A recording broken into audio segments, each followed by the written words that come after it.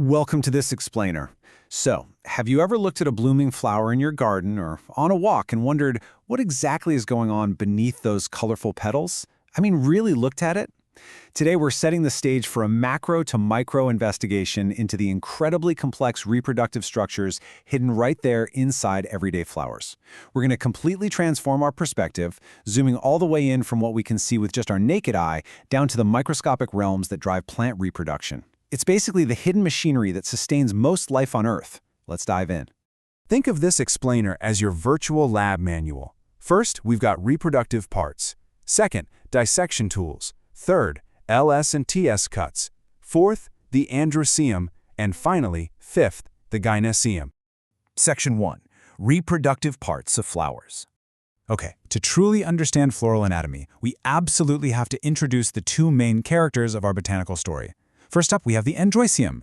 That's the scientific term for all the male reproductive parts of a flower grouped together.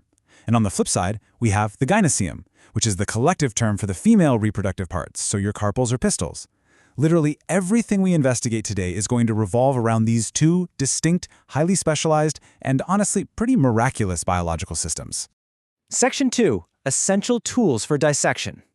Now, before we can look closer, we need to gear up. Notice the kind of fascinating progression of our toolkit here as we scale down our vision. We start with the physical manipulators, right? Precise needles, fine forceps, and a super sharp razor or scalpel blade. Then, for when things get really delicate, we have our transfer and mounting gear. Soft brushes, glass slides, cover slips, watch glasses, and petri dishes.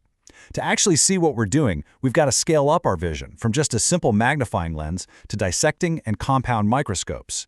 And finally, to make those basically invisible tissues pop out clearly, we rely on chemical agents, things like safranin stain to dye the cells and dilute glycerin to preserve the whole shebang. Section 3. Mastering LS and TS cuts.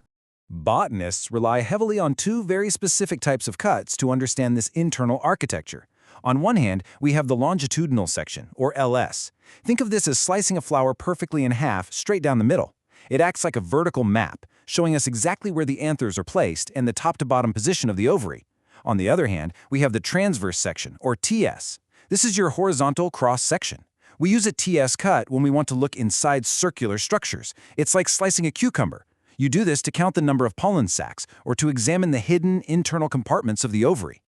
So to execute a proper cross-section, you first need a really secure grip on your razor blade. And, a reasonably steady hand definitely helps.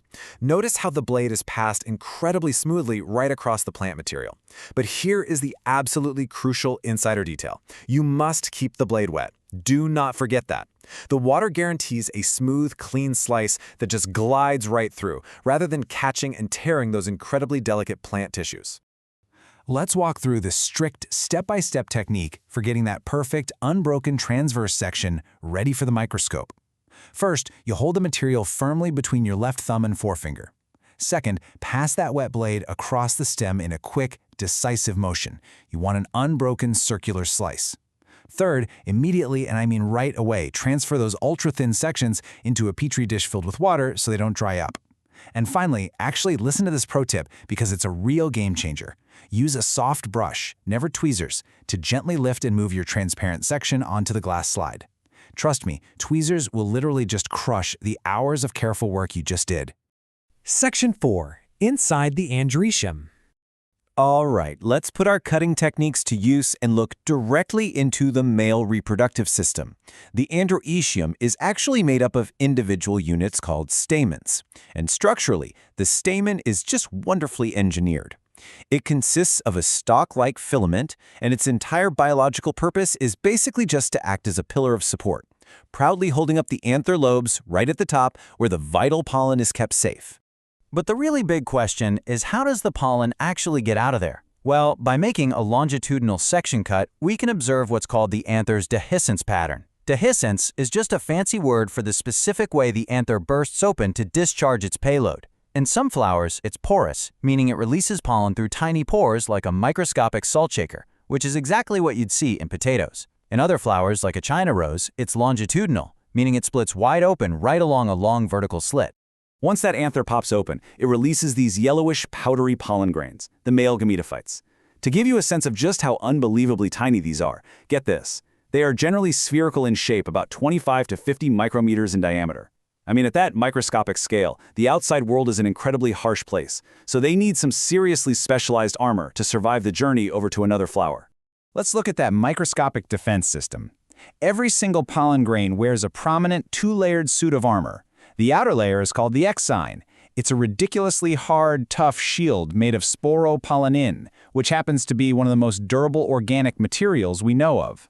But interestingly, this armor has intentional little gaps in it, called germ pores. Then, safely tucked inside that tough outer shell is the intine, which is a much thinner, continuous inner layer made of cellulose and pectin. So we've seen how the pollen is produced, how it's armored up, and how it gets discharged. But to fulfill its biological destiny, this tiny grain has to complete an epic journey. Where exactly does it need to go to germinate and successfully trigger plant reproduction? Section 5. Inside the Gynoecium. When pollen takes flight, what it's desperately searching for is the pistil. The pistil is made up of three core components that it has to interact with. First is the stigma, right at the very top. This acts as the receptive landing pad.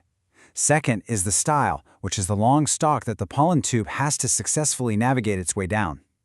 And at the very base, waiting patiently at the end of that perilous journey, is the ovary, the ultimate target destination. If we take our razor blade again and execute a vertical, longitudinal section cut right through the dead center of the flower, we can see exactly how the ovary sits in relation to everything else. This is absolutely crucial because it helps botanists properly classify the flower. For instance, the LS cut might reveal an epigynous position. Epigynous just means the ovary is safely tucked away, sitting completely inferior to or below all the other floral parts. But if we really want to see inside that ovary, we have to perform our other technique, the transverse section cut. Making a horizontal slice right through the middle completely unlocks the ovary. It allows us to pop it under the microscope and actually count the individual carpels hidden securely inside. And that effectively completes our map of the flower's entire reproductive engine. From slicing ultra-thin transverse sections with a wet razor blade, to observing 25 micrometer pollen grains wrapped up in tough sporopollen and armor, we've unpacked a pretty incredible world today. Knowing that all of this complex, microscopic machinery is just quietly operating inside every single bloom, the next time you walk past a flower, are you just going to see pretty petals? Or will you see the incredible hidden biological engineering happening right under your nose? Thanks so much for exploring this with me, and keep observing the amazing world around you.